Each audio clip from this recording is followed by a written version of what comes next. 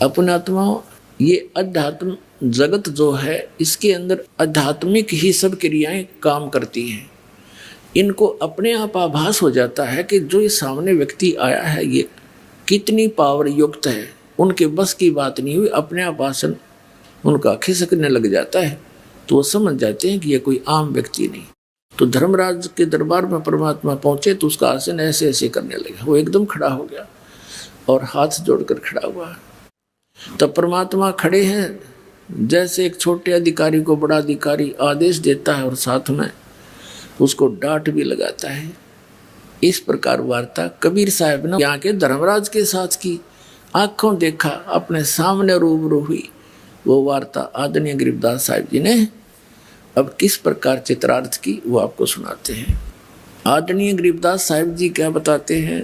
पंजा दस्त कबीर का सिर पर रखो हंस, यम किंकर चंपे नहीं उधर जात है वंश। पंजा दस्त कबीर का और सिर पर रखो हंस। हे पुण्यात्माओं, अपने कबीर परमेश्वर का पंजा अपने सिर पर रखना और यम के दूत आपके निकट नहीं आवेंगे और तुम्हारा पूरा कुल का कुल पार हो जाएगा। पंजा दस्त कबीरे का सिर पर रखो हंसे, जम किंकर चंपे नहीं उधर जात है वन से। दर्द बंद दरवेश हैं ये सतगुरु पुरुष कबीरे, नाम लिए बंद छूटे हैं ये टूटे जम जंजीरे। दर्द बंद दरवेश है, दरवेश माने संत, यानी जब वो परमात्मा संत रूप में आते हैं तो वो हमारे हमदर्द हैं, हमारे दुख में दुखी होते हैं, वो हमारी पीड़ाओं को समझते हैं। दर्द बंद दरवेश हैं सतगुरु पुरुष कबीरे, नाम लिए बंद छूटे हैं ये टूटे जम जंजीरे। सतगुरु पुरुष कबीर हैं ये तीन लोक तत्सारे, कोट 49 पृथ्वी ये 14 भवन आधारे। सतगुरु पुरुष कबीर हैं ये तीन लोक तत्सारे, 2 4 की क्या कहूँ ये तार हंस अपारे। सतगुरु पुरुष कबीर हैं चारों युग परवाने, झूठे गुरुआ मर गए वो हो गए भूत मसाने। झूठे गुरु के आश्रय कदे न उदर जीवे, साचा पुरुष कबीर है आद परम गुरु पीवे। सतगुरु पुरुष कबीर का विक्रम पंथ बैराट, शिव सन का दिक ध्यावे ही ये मुनिजन जो है बाटे। सतगुरु पुरुष कबीर की कोई ना चल है गैले, बिना पंथ पग धरत हैं गगन मंडल में सैल। लख लख योजन उड़त हैं ये सुर नर मुनिजन संत, ऊंचा धाम कबीर का कोई न पावे अंत। अब आदरणीय गरीबदास साहिब जी अपने परमेश्वर कबीर जी की आंखों देखी महिमा कैसे चित्रार्थ कर रहे हैं कि कबीर परमात्मा का पंजा सिर पर रखोगे यानी उसकी शरण में रहोगे तो तुम्हारे ऊपर यम के दूत कभी अटैक नहीं कर सकते और तुम्हारा कुल का कुल पार हो जाएगा, उद्धार हो जाएगा सबका। अपना आत्माओं, एक तो आप देखना हमारे इस कबीर परमात्मा के इस दास के माध्यम से जो शरण में आए परिवार हैं, उनके छोटे छोटे बच्चों से लेकर और बूढ़े तक की क्रिया देखना। छोटे छोटे बच्चे पूरा मंगलाचरण याद किए हुए हैं, परमात्मा की वाणी बोलते फिरते हैं। बूढ़े बूढ़े भी भगवान की महिमा का गुणगान करते हैं, फालतू बातें नहीं करते किसी से। तो अब उनके जो अब संतान होने लग रही है, हमारे जो 10-10, 15-15 वर्ष से उपदेशी है, अब उनके घर में जो हंस बेटा या बेटी जन्म ले रहे हैं वो तो वो पुण्यात्मारी है जो परमात्मा के सटोक में इस ब्रह्मांड में रखी हुई थी और जिनको अब जन्म देना था इस समय। और वो इतने पुण्यकर्मी पुण्यात्मा, उनको गर्भ में भक्ति मिलने लगी। माता के गर्भ से ये सत भक्ति सत ज्ञान वो लेकर के साथ उतरते हैं, नीचे आते। और एक अन्य संतों की इनका देखो आप, ये दूसरे राधा स्वामी धन धन सतगुरु, इनका कोई ज्ञान नहीं, इनके पास कोई ऐसी परमात्मा की मुखारबिंद से उतरित वाणी नहीं। वो शिवदयाल भूत बना बैठा बुक्की में बोला इनका धन धन सतगुरु सच्चा सौदा। और राधा स्वामी इन सब का मुखिया जो इनका प्रवर्तक है शिवदयाल जी, गलत साधना करके झूठा गुरु था वो। गरीबदास जी कहते हैं सतगुरु पुरुष कबीर हैं ये चारों युग प्रमाण, चारों युग प्रमाण है इनका। और ये झूठे गुरु अमर गे हो गए भूत मसान, ये शमशान घाट पर भूत बने अंडे सारे। ये प्रमाण आपके सामने आपको सैकड़ों बार दिखाया है। शिवदयाल जी जो राधा स्वामी पंथ का प्रवर्तक है, जो भारतवर्ष में सबसे ज़्यादा संख्या को बर्बाद करके चला गया, वो खुद भूत बन का अपनी शिष्या बुक्की में बढ़ के वो कापीवर रोटी खावे और सतलोक के लक्षण है उसके गए हुए। तो कहने का भाव ये है जब तक हम सतगुरु शरण में नहीं आते हमारी यह दुर्गति होती है। कबीर साहब कहते हैं सतयुग में सत सुकृत कै टेरा, त्रेता नाम मुनींद्र मेरा, द्वापर में करुणा में कहाया, कलयुग नाम कबीर धराया। चारों युग में संत पुकारे कूक कहा हम हेल रे, हीरे माणिक मोती बरसे ये जग चुगता ढेल रे। कहते हैं सतगुरु पुरुष कबीर की कोई ना चल है गैल, गैल माने मार्ग, उस पंथ पर उस गैल में उस मार्ग में कोई नहीं चलता जो बिना पंथ पग धरत है। यानी जैसे विहंगम मार्ग होता है पक्षी वाला मार्ग, एक तो पिपील मार्ग होता, पपील यानी चींटी, चींटी किसी वृक्ष पर चढ़ती है तो नीचे से शुरू करती है, जड़ से चढ़ती चढ़ती टहनी के चाहे शिखर में भी पहुंच जावा। और पक्षी क्या करता है एक वृक्ष से उड़ा दूसरे पर जा बैठा एक सेकंड में, इसको विहंग मार्ग कहते हैं। तो यह परमात्मा कबीर साहब के बारे में गरीबदास जी बता रहे हैं कि सतगुरु पुरुष कबीर की कोई भी उस मार्ग पर नहीं चल रहा है और उसके ना चलने से उन्हें कुछ प्राप्ति नहीं हो रही है। कैसे? लख लख योजन उड़त हैं ये सुर नर मुनिजन संत, ऊंचा धाम कबीर का कोई न पावे अंत। कहते हैं ऋषि सुर नर मुनिजन समाधिस्थ होकर के लाखों किलोमीटर तक, लख लख योजन, एक योजन 12 किलोमीटर के लगभग होता है, तो इनको 12-12 लाख किलोमीटर ऊपर तक इनकी समाधि चली जाती है। लेकिन उस कबीर साहब के धाम तक ये इस विधि से जा नहीं सकते। वो परमात्मा की जो विधि है मार्ग है उससे ही वहाँ जाया जाता है। अब आगे क्या बताते हैं? धर्मराय दरबार में देई कबीर तलाके, मेरे भूले चूके हंस को तू पकड़िए मत कजाके। अपने आत्मा अभी तक हमने ज्ञान था नहीं, दंत कथा लोक वेद सुना करते इन नकली संतों ऋषि महर्षि आचार्यों और शंकराचार्यों से, जिनका कोई सिर पैर नहीं था। आपको तो पता नहीं, दास को तो इसका खूब बिटर एक्सपीरियंस हो रहा है और गहराई से सबके इतिहास पढ़ लिए, सदग्रंथ पढ़े, फिर इन महापुरुषों के अनुभव पढ़े। हकीकत आसपास भी नहीं इन सदग्रंथों के इनके अनुभव, और उन महापुरुषों के अनुभव पढ़े जिन्हें भगवान मिला, जिन्होंने भगवान मिले और जिन्होंने जो अपना अनुभव बताया वो आज सदग्रंथों में मिले। तो इससे सिद्ध हो गया कि जो इन सदग्रंथों से और इन परमात्मा प्राप्त महापुरुषों के वचनों से जिनका अनुभव नहीं मिलता वो यूजलेस मन गढ़ंत दंत कथा वो कति व्यर्थ है। तो इन सब का व्यर्थ है। इस दास ने निर्णय कर रखा है, अनित आओ मैदान में जवाब दो दास का कि झूठ कह रहा हूँ, कोई भी ना चल सकता, सांप सा सूंघ गया सबने। आज कोई कोने में बैठ कर दास ये चर्चा नहीं कर रहा है, इंटरनेशनल सतर के चैनलों पर इनकी सबकी धोती सी धो दी और कोई तो सकता नहीं। बकवाद तो कितना कर लियो, लेकिन ज्ञान में बोल कर दिखा दो। ये भी कहो कि मैं झूठ बोल रहा हूँ, एक शब्द कहो, प्रमाणित करके बताओ, फिर पता चलेगा। मूर्ख बना दिया सारे संसार को।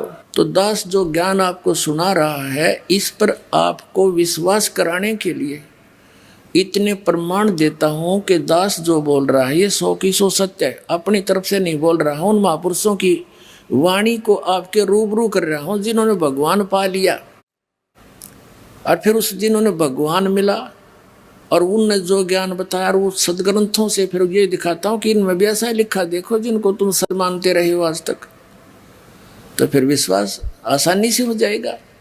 ये विश्वास होना ही कठिन हो रहा है कि कबीर इज गॉड, और जिस दिन आपका ये हो गया कबीर इज गॉड, बस बातें खत्म हो जाएगी। फिर त्या वाणी पढ़ा करेंगे, आंखों में आंसू आया करेंगे, घर घर बैठ कर भगवान की चर्चा चला करेंगी। बकवाद करते हैं सारा दिन 2 रोटी के लिए, और ये परमात्मा प्रसन्न हो गया, घर भर देगा ठड्डे आपके, खाया भी ना जा सारी उम्र आप पर, इतना दे देगा आपको।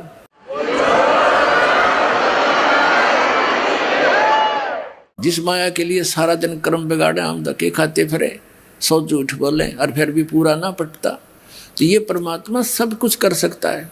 आपको कथा सुनाएंगे धीरे धीरे, क्योंकि इतना लंबा सिलेबस है इस परमात्मा का। 1 वर्ष में तो एक ही प्रमाण का नंबर आता है। धीरे धीरे सारे सुनाएंगे। CD ले जाया करो, पुस्तक छाप रखी, भक्ता इन पढ़ा करो, तो ये सारा कुछ मिलाकर अपना कंप्लीट कोर्स करो। जैसे बच्चा 14-15 वर्ष पढ़ता है 2 रोटी के लिए, वो अभी मिले तो मिले, ना तो नो के नो। और इसने पढ़ के देखो, इसमें लगाओ थोड़ा समय। एक सम्मन नाम का मनियार था, गरीब सा, और उसका एक पुत्र था सेऊ, पत्नी थी नेकी। उनने ज्ञान सुना, परमात्मा पर विश्वास हुआ। इतने गरीब थे कि हैंड टू माउथ थे, और विश्वास भगवान पर जबरदस्त था। अब कथा सुनानी पड़ेगी इसलिए कि आपका दिल डटे कि ये वो परमात्मा है, लेकिन आपको देगा उस समय अपनी राहत जब उसके प्राप्त करने योग्य आप हो जाओगे, तब पूरा आपके ठाठ कर देगा। अब थोड़ी कथा सुनाता हूँ, फिर ये बाद में परमात्मा की वाणी सुनाऊंगा। प्रसंग थोड़ा सा बीच में आ गया कि ये भगवान आपको विश्वास रखना। जैसे परमात्मा कहते हैं, राज्य रमता राम की रजा धरे दो शीस, दास गरीब दरस परस्तिस बैठे जगदीश। आपने परमात्मा की शरण मिली है, आप उसकी रजा में राजी रहना, जैसे भी वो रखे ऐसे ही रहना। कुछ दिन विश्वास करके चलना इस दाता पर, और फिर देखना। कहते नुक्ते ऊपर रिझ जाएगा रे, और करोड़ कर्म जल जाए तुम्हारे। नुक्ते ऊपर रिझ जाएगा। इससे पहले थोड़ी सी कथा और सुनाता हूँ। एक हमारा भक्त है, वो ट्रांसपोर्ट का काम करता है। उसके पिताजी ने दीक्षा ली, रिटायर्ड थे वो मिलिट्री से, बड़े सच्चे आत्मा के आदमी थे। इस दास की सन 1996 में नाम लिया, और बड़ी दृढ़ता से लगे। पहले वो दूसरे और पंथों से नाम कहीं से नहीं ले रखा था। जैसे हमारे इस क्षेत्र में, विशेषकर रोहतक जिले में, महर्षि दानंद की ज़्यादा छाप थी, उससे भी प्रभावित थे, पर इस ज्ञान से वो काफ़ी एकदम बदल गए। फिर उन्होंने अपने बच्चों से, उसका लड़का जो पूना रहता था, उससे कहा बेटा मैं नाम ले लिया, तुम भी ले लो। वो मानना नहीं। अब पिताजी तो बहका लिया है, इसके पास थोड़ी बहुत या पैसे दिखे हैं, कोई लुटेरा इन लूट लेगा। बच्चा उसकी मानना, निर्बाप बच्चे की कुकरबाना आँखें देख रहा, सारी बात सुन रहा। कहने का भाव ये है कि वो बच्चे नहीं माने। कुदरती उसने 2 पाठ रखवा रखे थे अपने दोनों पोतों के उपलक्ष्य में। उसकी उस दौरान मृत्यु होगी, क्षणों मृत्यु होगी। तो मृत्यु के समय उनके संकल्प किए हुए पाठों को कराना मजबूरी बन गई बच्चों की। तो उस समय उसने वो ज्ञान सुनना पड़ गया, मजबूरी होगी उसकी। अब कहते हैं सोचल सिद्धर मैं करूं अपने धन के काज। तो उस लड़के ने परमात्मा का ज्ञान सुना, पहले तो बिल्कुल विपरीत विचार रखता था, तुरंत बदल गया, पूरे परिवार को दीक्षा दिलवा दी। उसके पास 1-2 गाड़ी थी उस टाइम, दीक्षा लेकर वो चला गया। सीडी हमारी कैसेट बना रखी थी पहले हमने, ये वो ले गया सॉरी। उसने सारा कुछ सुना, बहुत अच्छी तरह दृढ़ता से उसको समझ में आ गया, सारा ज्ञान कंप्लीट दृढ़ हो गया। उस दौरान क्या हुआ कि उनकी एक गाड़ी एक्सीडेंट हो गई और उसका गलती से किसी कारण से वो इंश्योरेंस एक ही दिन आगा पीछा हो गया था। तो वो उस टाइम इस साइड की कीमत थी 80-90 हज़ार रुपये की हानि उसको होगी। उसकी माँ को उसने संदेशा दिया कैसे ऐसी होगी। उसकी माँ कहने लगी भाई यू नाम छोड़ दो, देख नाम लिया तेरा बाबू मर गया, और तो हमने नाम लिया तेरी गाड़ी 80 हज़ार का नुकसान हो गया। लेकिन वो लड़का समझ गया था कसूती तरह, तो अपनी माँ को तो जैसे तैसे उन्हें संतुष्ट किया। फिर वो बताओ था बाद में, कहने लगा जी मैंने तो हाथ फैला के ये कहा था परमात्मा अपनी शरण से दूर ना करना, चाहे भीख मंगवा लियो, आपका दास रहे आपकी शरण में। नो कहता जी मैं तो उस दिन के बाद और आज तक उस परमात्मा ने ऐसी रजा बख्श रखी उस बच्चे पे, सैकड़ों की संख्या में तो गाड़ी दे दी, और उसका दान धर्म की पूरी नीत आज तक ज्यों की त्यों है। तो परमात्मा कहते हैं नुक्ते ऊपर रिज जाएगा रे, करोड़ कर्म जल जा तुम्हारे। वो नुक्ता था, जब फेल हो जाता तो खत्म था, वो तो वे लिया था और घना हो जाता। और उस नुक्ते पर नो राज्य हो सा भगवान, जो रिज जय जगदीश, फिर देखना ठाठ थरे सब क्या है। और फिर इस माया की अपन जरूरत भी नहीं है, लेकिन ये इतनी दे देगा संगवाई नहीं जाएगी आप पर। फिर इसको पा करके विचलित मत हो जाना, ये विष समझ लेना, ये माया आवश्यकता से अधिक कर पे नहीं रहनी चाहिए। और जब मालिक साथ रहा, परमात्मा कहते हैं कल्पे कारण कौन है कर सेवा नहीं काम, मन इच्छा फल दूंगा जब पड़े मेरे ते काम। तो इस तरह की दृढ़ता और सच्चे भाव से मालिक में समर्पण आपका आ जाएगा ना, उस दिन फिर देख लेना भगवान क्या नहीं कर सकता। एक प्रमाण नहीं, लाखों प्रमाण याद हैं इस परमात्मा के। और अब सन 1994 से लेकर आज तक इस दास ने जिनको भी उपदेश दिया है, परमात्मा की शरण दिलाई है, उनकी पहले क्या स्थिति थी और आज उनके क्या सुख है, उनके मुख से सुनने से विश्वास गणा होगा आपको। एक परिवार की कथा सुनने लग जाना, कान बहरे हो जाएंगे। जो पहली बार सुनेगा उनके इतने सुख दे रखे परमात्मा ने, लेकिन उनको ये भी विश्वास हो चुका है कि हमने धन की जरूरत नहीं, हमारा धन तो ये है हमारा नाम सुरक्षित रहे और काम नहीं कोई अड़े। काम नहीं अड़ेगा भगवान का, भगवान के बच्चों का काम अड़ गया फिर भगवान कित रह गया। फिर घनी मांगने की जरूरत नहीं, इस पर बेमतलब डिमांड नहीं रखा करते। बेमतलब की डिमांड तो मन रखता है, आत्मा रखती है आवश्यकता की। तो आत्मा की जो पुकार है दाता सुनता है, इस मन की नहीं। मन तो काल का एजेंट है। तो पुणात्मा आप इस ज्ञान से पूर्ण परिचित हो जाओ, फिर देखना इसके ठाठ। आप देखो कितना धनी है, टेंशन खत्म नहीं। और आपने परमात्मा का बच्चा से सिंपल सा घर पर रहता हो तो उसको कोई टेंशन नहीं, क्योंकि उसको मालूम है कि समर्थ हमारे सिर पर बैठा है। से सौंप्या गुरुदेव को सफल होया यो शीश, नितानंद इस शीश पर आप बसे जगदीश। परमात्मा को सिर सौंपा, सिर सौंपना कोई काट के नहीं देना, समर्पित हो जाना। अब एक कथा सुनाता हूँ आपको। ये सेऊ और सम्मन नाम के, सेऊ तो उनका पुत्र था, सम्मन पिता, निक्की उस सेऊ की माँ यानी सम्मन की पत्नी थी। वो दोनों मनियार का काम करते थे। निक्की भी मनियारी का काम करती थी, चूड़ी पहनाया करती थी बहन बेटियों को, और वो मनियार भी। गरीब इतने थे बहुत गिने, हैंड टू माउथ थे, विश्वास भगवान पर दृढ़ था, सत्संग बहुत सुन रखे थे परमात्मा के। अब वो जहाँ भी चूड़ी पहनाते थे बहनों में बैठकर, तो बहाना सा मिलाकर चूड़ियाँ भी बनाते रहते, अपने भगवान की कथा भी सुनाते रहते। हमारे गुरुजी ऐसे हैं, हमारे गुरुजी ऐसे हैं, कबीर नाम है। उन्होंने सिकंदर राजा के जलन का रोग था वो ठीक कर दिया। सिकंदर राजा ने एक गऊ काट दी थी बीचों बीच परीक्षा के लेने के लिए भगवान की, कि इसको जीवित कर दे, जब मानू तो कि साहब संत है। वो जीवित कर दी थी, यानी इस तरह की बहुत कथा सुनाया करते थे। तो बहनें उन दोनों का मजाक करा करती,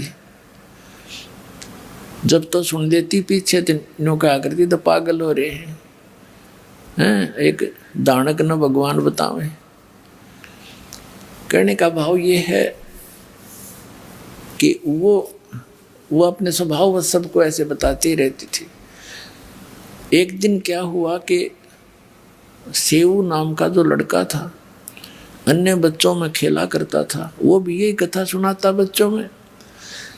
तो वो बच्चे कहा करते थे कि आप बताते हो आपके गुरुजी सिकंदर लोधी के वहाँ गए, घर पर गए, वीर सिंह बघेला काशी के नरेश के घर पर गए, उन नाम ले रखा था।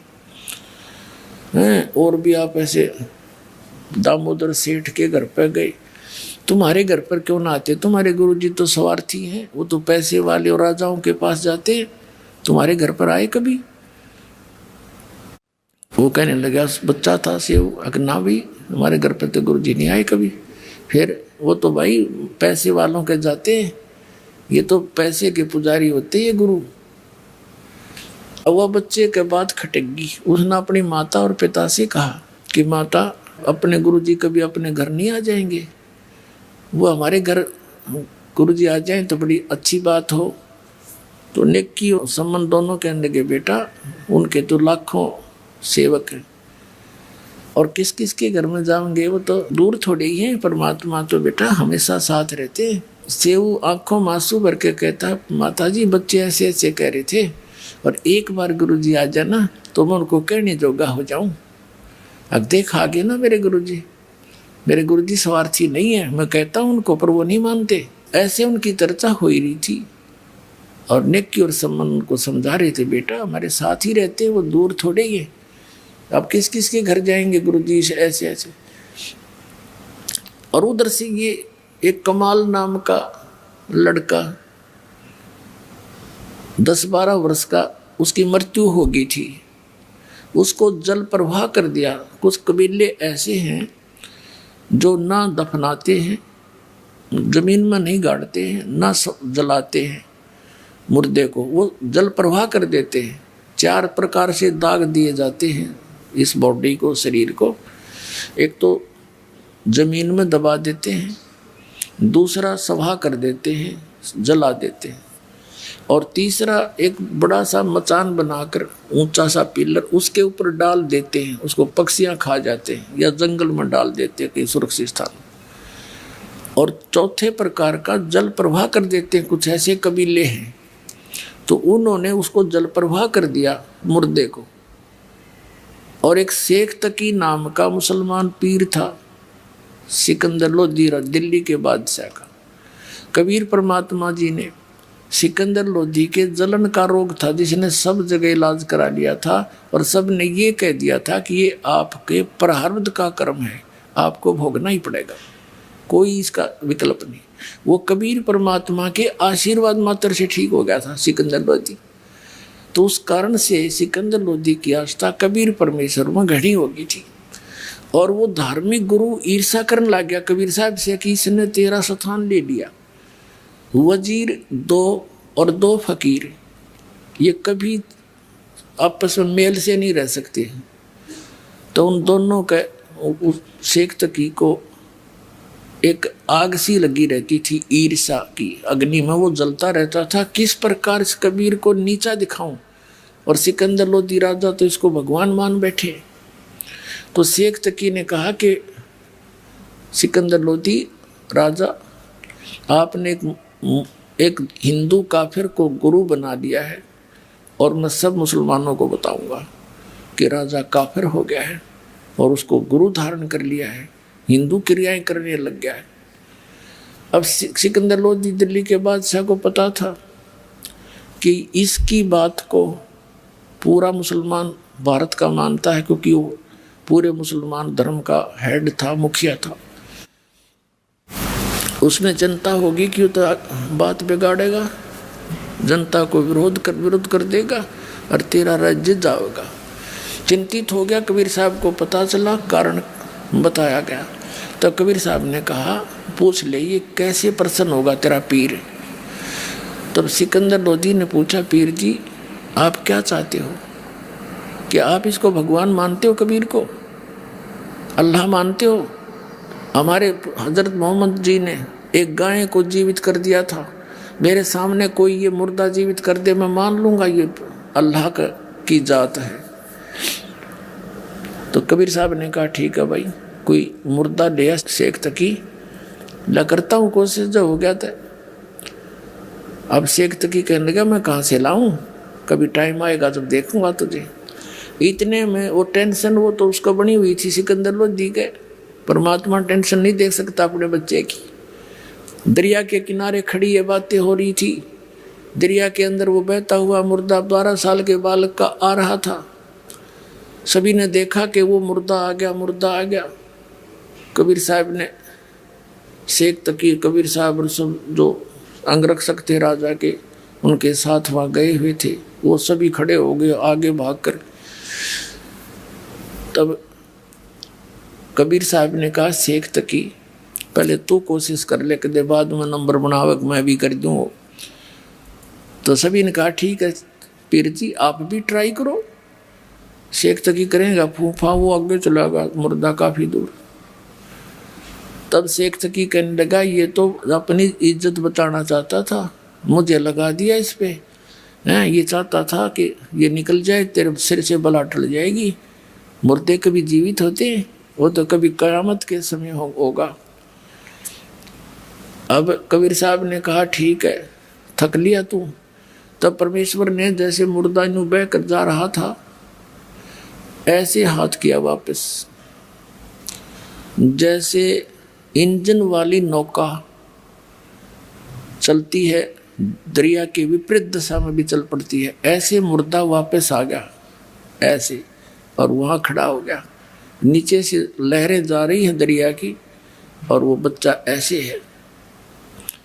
तो परमात्मा ने कहा कि हे आत्मा, कबीर हुक्म से जहाँ भी तू चली गई है वापस आके इस शरीर में प्रवेश कर। इतना ही कहा था परमात्मा ने। लड़का ऐसे ऐसे कंपने लगा, एकदम खड़ा होकर बाहर आया, दंडवत प्रणाम किया। बोलो सतगुरुदेव।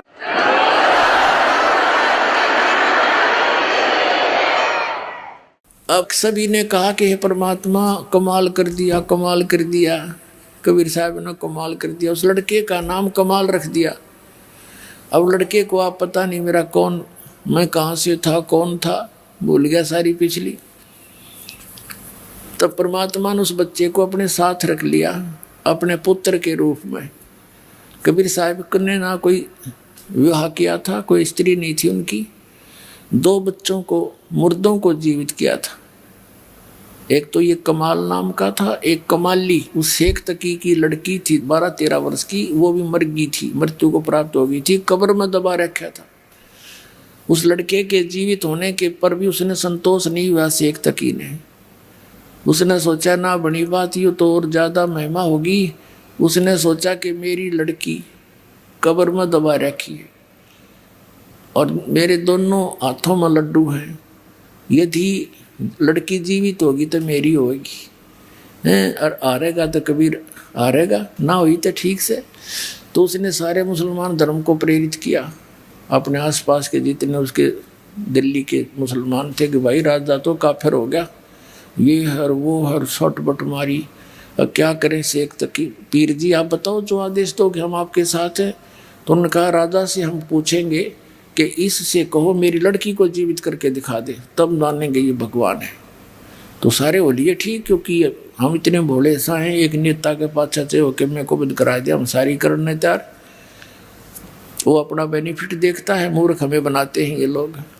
ऐसे ही हुआ, हजारों की संख्या में जनता पहुंच गई। राजा ने कारण पूछा, कारण बता दिया, फिर टेंशन होगी, सिकंदर लोधी को क्या तो बात बिगड़ेगी।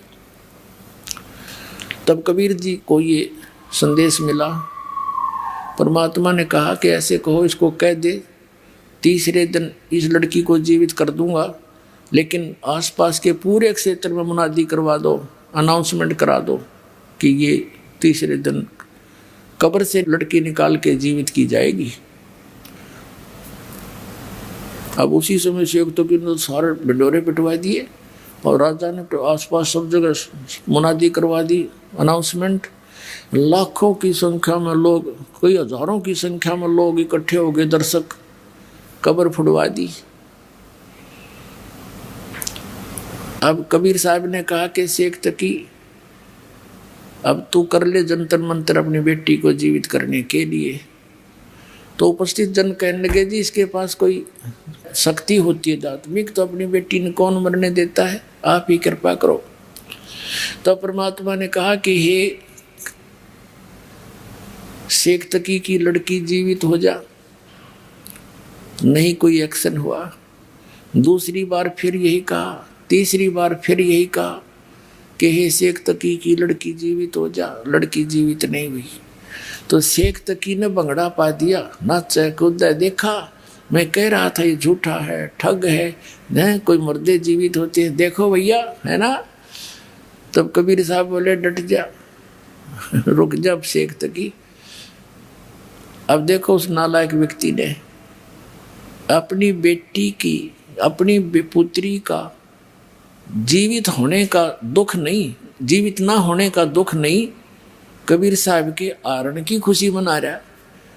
तब परमात्मा ने कहा कि हे जीवात्मा, जहां भी चली गई है, कहीं पर भी किसी योनि में, वहीं से उस शरीर को छोड़ और इसमें प्रवेश कर, वहां से आर वापस। तुरंत परमात्मा के आदेश से तुरंत वो लड़की में एकदम कंपन हुई और वो लड़की जीवित होकर परमात्मा के चरणों में आकर दंडोत प्रणाम किया। बोलो सतगुरुदेव।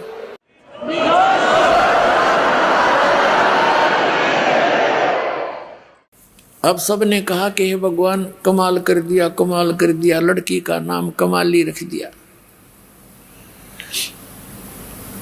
अब उस लड़की से कहा परमात्मा ने कि जा बेटी तेरे पिता के साथ। लड़की ने 1.5 घंटे तक प्रवचन किया परमात्मा की पावर से और कहा, पिताजी मेरे असली परम पिता मिल गए मुझे, तुम्हें माता च पिता, तुम्हें आप मिल गए मुझे। इस नकली पिता का और मेरा संस्कार समाप्त हो चुका था। आगे मैं दूसरी योनि में जाने की तैयारी कर रही थी, पशु पक्षियों की, और ये परमात्मा मेरे वहाँ गए और मुझे वहाँ से छुटवा के लाए। ये लोगों, ये जनता वालों, ये भगवान हैं, ये अल्लाह हैं, अल्लाहु अकबर तुम्हारे सामने खड़े हैं। मैंने पहले इससे आज से तीसरे जन्म में, चौथे जन्म में मैंने परमात्मा की शरण ग्रहण करी थी। 4 वर्ष तक वो भक्ति की थी जो इन्होंने मुझे मंत्र दिया था। फिर लोक लाज में आकर मैंने वह छोड़ दी थी। उसके कारण फिर मुझे 2 मनुष्य जीवन और मिले। ये मनुष्य जीवन मेरा इतना ही था, आगे मानव जीवन का संयोग मेरा नहीं बचा था। इस परमात्मा ने फिर दया करी मेरे पर। और लोगों, चरण पकड़ दो इसके। पुण्यात्माओं, कई हजारों की संख्या में इस चमत्कार को, इस लीला को देखकर कई हजारों की संख्या में उपस्थित लोगों ने कबीर परमात्मा से नाम लिया, उनके शिष्य हुए। तो ऐसे 64 लाख शिष्य हुए थे परमात्मा के। ऐसे उनकी महिमा को देखकर उनको सुख दिए दाता ने, क्योंकि वो तो हमारा पिता है और वो समर्थ है इस पूरे ब्रह्मांड में। वो परमात्मा एक जरा सी रजा करके और सबको, आपको सारे सुख दे सकता है। वो प्रसन्न हो जाता है। प्रसन्न आपने करना पड़ेगा, विधि बता दी। इस परमात्मा के अतिरिक्त आपके हृदय में अन्य उपासना की सपने में बात नहीं आनी चाहिए, तो यो राजी होगा। जो पति भरता पति से राती, आन पुरुष निभावे, बस पी हर में सूरज प्रीतम में, ऐसे ध्यान लगावे। यानी अपने मालिक के अतिरिक्त किसी और में आस्था नहीं रखे, युग तब प्रसन्न होगा। तो प्रसंग चल रहा था, वहीं आते अब वो लड़का कमाल परमात्मा के साथ रहा पुत्र रूप में। हम इसे नीच हैं। ये लड़का दरिया से बहता हुआ आया था, तब जीवित किया था कबीर भगवान ने। ये चित्र पहले दिखा नहीं पाए थे। हम इतने नालायक हो गए, हम भगवान को भी धोखा देते हैं। ये कमाल नाम का जो लड़का था, परमात्मा ने जीवित किया था, अपने बच्चे की तरह रखा। इसको वो अमृत ज्ञान दिया, भक्ति दी, इसका पालन पोषण किया। जब ये जवान हो गया 20-22 वर्ष का, तो फिर ये तो परमात्मा से डेली कथा सुना करता था। आम आदमी ने याद हो जाती, ये तो उसको भी याद होगी। हम इसे भोले भाले हैं, यही हम मार खाते आए हैं। कहते हैं गुरु को तजय बजय जो आना, तापसुआ को फोकट ज्ञाना। अब क्या था, परमात्मा के सुने ज्ञान को, उन्हीं कथाओं को आप सुनाने लग गया। जवान वैसे था, अच्छी सुरीली आवाज थी, तो बहुत सी जो संगत थी वह परमात्मा को थोड़ा और कमाल को ज्यादा चाहने लगी। परमात्मा तक ये बातें आई। उन्होंने सत्संग के माध्यम से बहुत बार कहा कि भाई गुरु को तजय बजय जो आना, तापसुआ को फोकट ज्ञाना। अपने गुरु के अतिरिक्त यदि आप किसी में आस्था रखते हो तो आपको उस पशु को कोई ज्ञान नहीं है, फोकट ज्ञान है उसका। और कहा करते थे कि ये कमाल तुम्हें क्या देगा, ये तो आप एक पुजारी है। इस तरह बहुत बार कहा, लेकिन हम इतने नालायक हैं। हमने यही किया था सतलोक में, जहाँ हमने मार खाई थी। भगवान कहा करते तुम निरंजन यू क्या देगा तुम्हें, इसकी क्रिया मत देखो। ये तपस्या करा करता था, लेकिन हम अंदर से उसको चाहते रहे। उधर से फिर हम इसके साथ यहाँ आगे देख क्या दुर्गति होगी हमारी। तो परमात्मा ने कमाल को भी धमकाया, भाई अपनी सीमा में रहा कर, ऐसा अच्छा नहीं लगता। अंत में क्या था कि वो कमाल फिर परमात्मा ने कई बार झटक दिया और वो वहाँ को परमात्मा को छोड़कर चला गया। उसने सोचा कि बहुत सी जनता तेरे साथ होगी है और ये सब तेरी महिमा करते हैं, नारा आश्रम जा बनाया। और बहुत सी संगत ये मूर्ख उसके साथ, उसके मीठी मीठी बातें माँ के उसके साथ हो लिए। अब बताओ वो एक नकली व्यक्ति क्या देगा उनको, भगवान छोड़कर उनके साथ लग लिए। ये लंबी अलग कहानी है, फिर बताऊंगा। तो वो कमाल नाम का पुत्र परमात्मा के साथ रहता था। उसको अभिमान हो गया था कि मैं जो गुरुजी की सेवा करता हूं और कोई नहीं कर सकता। अब पुण्यात्मा मालिक को पता था, अंतर्यामी थे वो, तो कई बार इस तरह की बातें कमाल जी ने कर दी थी। भगवान ने कहा था कि अच्छा बेटा, परमात्मा कहा करते बेटा तेने सेवक तो देखे नहीं है मेरे।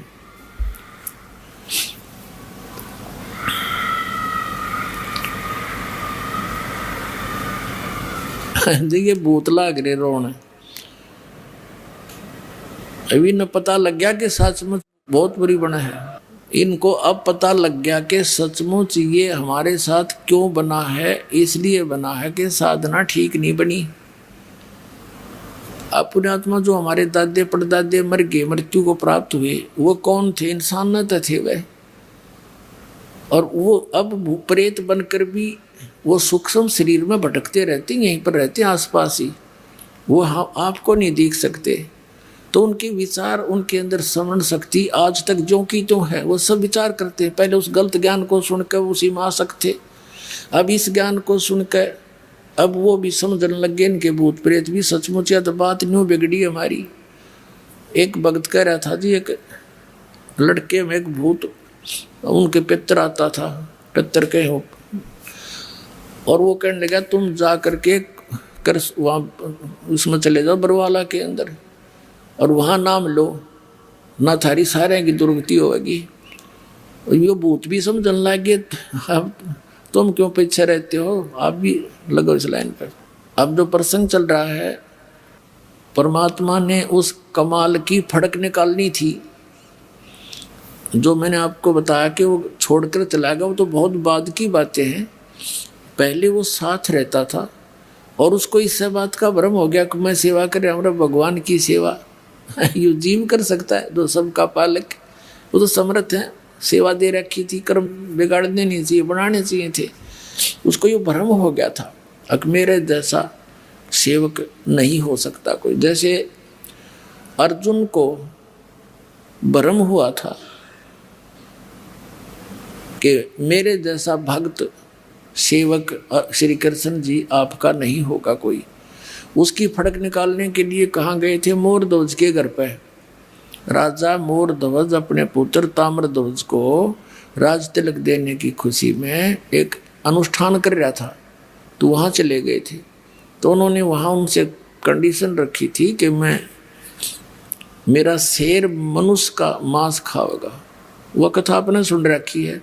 तो उसने फिर माता मोरध्वज ने और उसकी पत्नी ने अपने पुत्र ताम्रध्वज को आरे से चीर दिया था और 2 फाड़ कर दिए। वो भगवान श्री कृष्ण ने फिर जीवित कर दिया। अर्जुन की फड़क काटी थी कि भाई तूने क्या था मेरे जैसा सेवक हो ना, सेवक तो तूने देखे नहीं। अब देखो पुण्यात्माओं, इसी लीला को गाते गाते सुनते सुनते हम बहरे हो गए कि इस कारण से हमने उनको श्री कृष्ण को भगवान मान लिया। और वही श्री कृष्ण जी अपने भांजे अभिमन्यु को जीवित नहीं कर सका, जो महाभारत के युद्ध में मारा गया था। सुभद्रा के पुत्र थे अभिमन्यु, अर्जुन के पुत्र। पांडवों का कुल नाश हुआ था, सारा कुल पांडव रोए थे, सुभद्रा रोए थी और कृष्ण रोए बैठ के अपनी बहन के दुख में। श्री कृष्ण जीवित नहीं कर सका। तब धर्मदास ने पूछा था भगवान कबीर जी से, परमेश्वर जी से, कि ये क्या कारण था, फिर आप ही समाधान बताओ। परमात्मा ने कहा कि मोरध्वज के पुत्र ताम्रध्वज की आयु शेष थी, उसको मार के जीवित कर देना ये कोई बड़ी बात नहीं है। तो आम संत कर देता है, ऐसी बात है, जादूगर कर देता है। लेकिन अभिमन्यु की श्वास शेष नहीं थे, आयु शेष नहीं थी, इसलिए फेल हो गए। और परमात्मा कबीर जी ने उन दोनों बच्चों की आयु शेष नहीं थी, वो दोनों की बढ़ा दी। तो समर्थ कौन? समर्थ का शरणाग हो रंग होरी हो, और कदे ना हो अकाज राम रंग होरी हो। तो इस तुलनात्मक तरीके से ही हम अपने भगवान की समर्थता से परिचित होंगे।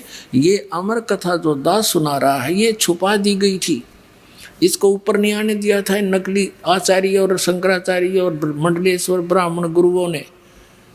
ये इन कृष्ण और राम की महिमा सुना सुना कर बहरे कर दिया। जरो अमर हैं, सर्वेश्वर हैं, महेश्वर हैं। ये खुद कहते हैं हमारा नासवान, हम नासवान हैं, जन्म मृत्यु होती है। और इनकी कितनी दुर्गति देखो, अब कहाँ कहाँ कैसे अंत हुआ इनका।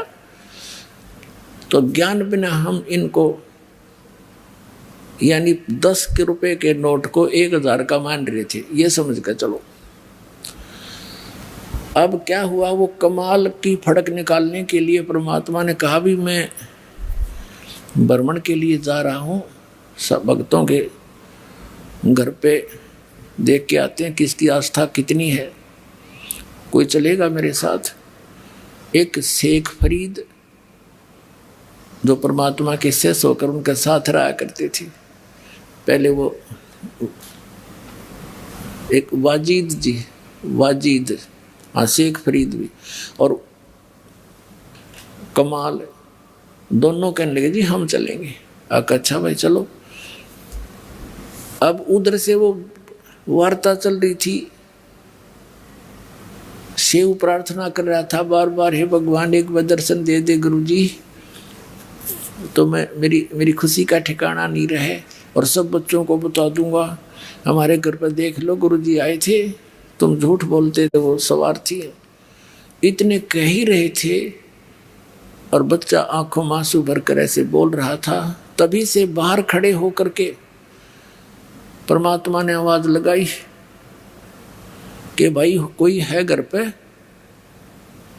अब झोपड़ी थी, एक तो जैसे लंबे लंबे घेर वैसे घेर लिया करते स्थान, चारों तरफ बाड़ लगा रखी थी, एक मेन गेट सा बना कर लकड़ी का, वही एक झोपड़ी डाल रखी थी और एक रहने का पीछे झोपड़ी डाल रखी थी, बीच में 50-100 फुट का अंतर था। वो पीछे बैठे बातें कर रहे थे आगे बैठने के लिए अलग से अतिथि के लिए बना रखी थी वह झोपड़ी, वहाँ मेन गेट था उनका। तो दोनों एक वो सावधान से हुए। नेकी कहने लगी कि गुरुजी जैसी आवाज़ आ रही है, बाहर बोल रहे हैं। अब सम्मन कहने लगा गुरुजी यहाँ कैसे आएंगे, कैसे हो सकता, हम चर्चा कर रहे थे ना इसलिए हमारे कानों में वही आवाज़ें गूंज रही हैं। थोड़ी सी देर में फिर आवाज़ लगाई कि भाई है कोई घर पे सम्मन, अरे सम्मन। अब वो कहने लगे आवाज़ गुरुजी की है। अब दोनों तीनों भाग लिए बाहर को देखने के लिए। क्या देखा सामने, वो 3 संत खड़े हैं, 2 भक्त और एक परमात्मा खड़े। अब उनको विश्वास नहीं हो रहा कि गुरुजी और हमारे द्वार, गरीब के द्वार पर, मतलब गरीब अमीर से नहीं, गुरुदेव आगे इतनी श्रद्धा। वो ऐसे हो गए जैसे स्वप्न देख रहे हो, आंखें फाड़ फाड़ कर। काफ़ी देर तक, कुछ सेकंड के लिए ऐसे सब स्तब्ध से हो गए। तब उसने, कमाल ने कहा कि गुरुजी को अंदर भी चलने की कहोगे या यहीं खड़े रखोगे? तो वैसे आँख सी मसल कर देखा, चरणों में गिर गए तीनों के तीनों। और अब महाराज अंदर बैठो, हे भगवान आज ही चर्चा कर रहे थे, आप तो अंतर्यामी हैं, आप तो पल पल की आवाज़ सुनते हो, आपका बच्चा आज ही याद कर रहा था आपको। वहाँ बाहर वाली बैठक में बैठा दिए झोपड़ी में। जैसा भी फटे पुराने कपड़े उनके पास उपलब्ध थे गरीबों के, मालिक बैठ गए सौंकते। अब सम्मन ने जल करवाया, जल पानी पिलाया, चर्चा करते रहे। भगवान बड़ी दया करी, कैसे दया करी गरीब की झोंपड़ी पर, आप तो समर्थ हैं दाता, आज ही आपकी बच्चा आपको याद कर रहा था। ऐसे चर्चा चलती रही, काफ़ी देर भी समय बीत गया। फिर सम्मन ने कहा कि भगवान भोजन की सुनाओ। परमात्मा ने कहा भी रोटी खावांगे, भूख लग रही है, भोजन प्रसाद करेंगे। अब सम्मन आया घर पे अपनी पत्नी के पास और कहा गुरुजी भूख लगी है, पैदल चल कर आए, खाना बनाओ। अब नेकी कहने लगी कि घर पे तो आज आटा नहीं, एक रोटी का भी आटा नहीं है। तो सम्मन ने कहा जाओ किसी से उधारा ले आओ, मांग ला उधारा। वो कहने लगी मैं पूरी आसपास जहाँ जहाँ भी मुझे आशा थी उनके पास मैं जा चुकी हूँ उधार मांगने के लिए, सब ने मना कर दिया। तो सम्मन कहने लगा कि ला तेरी चूंदड़ी जो ओढ़ रखी थी, चीर, ये तेरा कपड़ा, इसके गिरवे रखा हूँगा, मैं ले आता हूँ कहीं से। वो कहने लगी मैं इसको लेकर गई थी गिरवे रखने के लिए, ये फटी हुई 1-2 जगह से, किसी ने नहीं दी। अब सम्मन बैठ गया कलेजा पकड़ के, अके भगवान आज क्या बनी। प्रथम बार परमात्मा आए और आज ये भूखे जाओगे। हे भगवान इस पापी को ऐसे दारिद्र में जन्म दिया, मैं अपने भगवान को भोजन नहीं करा सकता, न रो बुरी तरह। नेकी ने कहा कि ऐसे नहीं, मेरी बात सुनो, आप ऐसे करो, अब तो कह दो गुरुदेव को कि भगवान सुबह भोजन करवाएंगे, ये अंतर्यामी है, सारी जान जाते हैं, संत संकेत समझते हैं, और सुबह भोजन कराएंगे। तो सम्मन कहने लगा सुबह कहाँ से लाएंगे। तो नेकी ने कहा कि रात में तुम चोरी कर लाइयो। अब प्रतिदिन वो लड़का सुना करता था प्रवचन कि भी जो चोरी करते हैं उनका नाश होया करे। और उस दिन माँ के मुंह से ये बात सुनकर वो स्तब्ध रह गया। कहने लगा माता चोरी करने वालों का तो विनाश होता है, वो कभी उभरते नहीं, सतगुरु बताते रहते हैं। राजा आप हमें क्या सलाह दे रहे हो। तब नेकी ने बताया बेटा ये नगरी वाले पैसे वाले घने हैं और जहाँ माया घनी है उनका सिर फिर जाया करे, ये कुदरती बात है। कबीर साहब कहते हैं टोटे में भक्ति करे सोए सही सपूत, ये मायाधारी मस्करे ना जाने कितने जालिए ऊत। तो बेटा ये जो हम इनको कथा सुनाते थे कि हमारे गुरुजी ऐसे कर देते हैं, हमारे गुरुजी ऐसे कर देते हैं, तो आज मैं जिस भी घर से आटा मांगने गई ये कह करके हमारे गुरुजी आए हैं आटा दे दो उधारा, उन्होंने आटा ना दे करके व्यंग कसे मेरे पर कि आज तो तुम्हारे घर पे तुम्हारे भगवान आ रहे हैं, फिर तुम नक्के मांगने की जरूरत है, वो तो घर भर देंगे तुम्हारा। ये कर दिया था, वो कर दिया था, डींग मारा करती, अब क्यों मांगती फिर रही है। और बेटा हमने इस नगरी का अन्न खाया है, मांग कर अपनी मजदूरी करके समझ ले बेटा। और ये बालक हैं आग में हाथ देने जा रहे हैं।